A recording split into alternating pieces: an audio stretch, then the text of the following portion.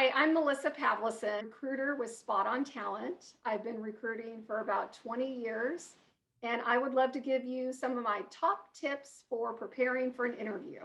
Tip number one, research the company that you're interviewing with. Know who you're talking to. That means go onto Google, go onto their website, and even go onto LinkedIn and look at current and past employees. Tip number two, and this is my favorite one to tell people, is you want to have four things in front of you whenever you're doing a video, whether it's Zoom or a phone. Number one, you want to have your resume printed out in front of you. You want to have the job description printed out in front of you. You want to have, and most importantly, questions written down. I cannot stress that enough. You don't want them just in your head. Write them down, be prepared. And then the last thing, you want to have a glass of water.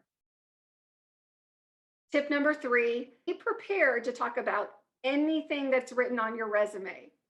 And I always recommend go back through and come up with examples of successes under each job that you would be proud to share.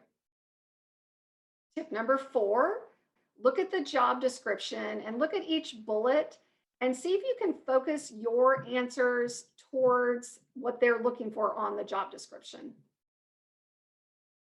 Tip number five, and I love telling everyone this, the best advice, if I tell you nothing else, is to be yourself. Don't make things up during an interview, and of course, never lie. And it's honestly okay not to know something or not to have an answer just right off the top of your head when they ask you something.